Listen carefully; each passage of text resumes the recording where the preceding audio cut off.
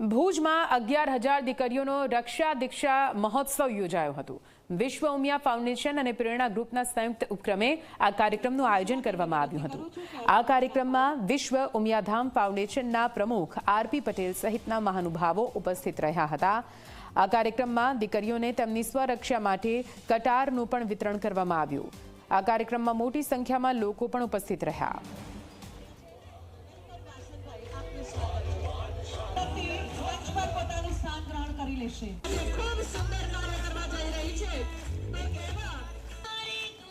કે દીકરીઓની રક્ષા માટેની દીક્ષા માટે સમગ્ર સમાજ ચિંતિત છે અને એ સંજોગોની અંદર વિશ્વ ઉમિયા ફાઉન્ડેશન જેને સનાતન ધર્મની એક જ્યોત જગાવીને સમાજની દીકરીઓમાં એક અલગ પ્રકારના પોતાના આત્મસન્માન અને પોતાના સ્વરક્ષણ માટેની જે જ્યોત પ્રગટાવીશ એ જ્યોતની અંદર દીકરીઓની અંદર પોતાનો એક આત્મવિશ્વાસ વધે, દીકરીઓની અંદર કોઈ પણ કુદ્રષ્ટિ નાખનાર અનિષ્ટ તત્વો સામે લાલ આંખ કરવાની હિંમત વધે, એ પ્રકારના અભિયાનના ભાગરૂપે આ બંને સંસ્થાઓએ એક સંયુક્ત પ્રયાસ કરીને આશરે 20,000 જેટલી જનમેદનીની ઉપસ્થિતિની અંદર આજે આ કાર્યક્રમ સંપન્ન થયો છે।